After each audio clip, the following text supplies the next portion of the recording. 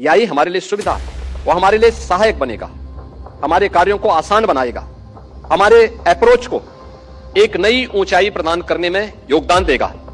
लेकिन हम इस बात को अवश्य ध्यान में दें कि कोई भी तकनीक मानव द्वारा संचालित हो, मानव उसके द्वारा संचालित न हो, इस पर हमारा ध्यान जरूर होना चाहिए।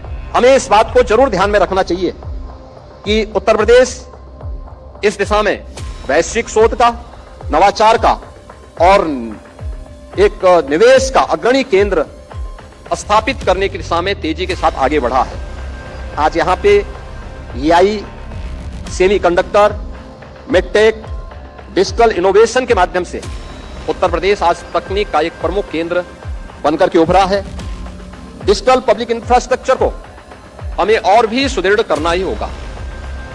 इसके साथ ही उच्च गुणवत्ता, सुरक्षित और मानकीकृत डेटा इकोसिस्टम में भी हमें एक नए निवेश को आगे बढ़ाने की दिशा में अपने प्रयास को और तेजी के साथ आगे बढ़ाना होगा। और एआई का उपयोग केवल हेल्थ केयर में नहीं, बल्कि यूपी एग्रीज में भी हम लोगों ने इस दिशा में इस कार्य को पहले ही आगे बढ़ा चुका है। और देश का पहला राज्य यूपी है जिसने वर्ल्ड बैंक के साथ मिलकर के इस कार्यक्रम को तेजी के साथ आगे बढ़ाया है।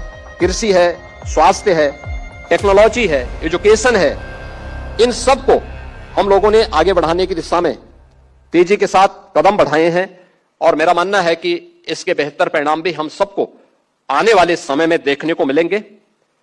आज भारत ने एआई की जिम्मेदारी से मजबूती के साथ अपनाई है और उसको तेजी के साथ आगे बढ़ाने में एक निर्णायक भूमिका के साथ भारत है।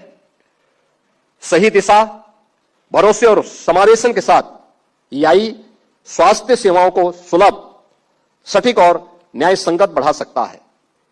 आज के इस अवसर पर मैं केवल एक बात कहना चाहूंगा, और वह है कि तकनीक जब संवेदना से जुड़ती है, नीति जब नवाचार से संचालित होती है और शासन जब विश्वास पर आधारित होता है, तभी विकास समावेशी बनता है और भविष्य सुरक्षित होता है। आशा है कि हमारा यह सम्मेलन एक व्यवहारिक समाधानों की दिशा में, प्रभावी पायलट परियोजनाओं और स्पष्ट समयबद्ध कार्ययोजना का मार्ग प्रशस्त करने में सफल होगा।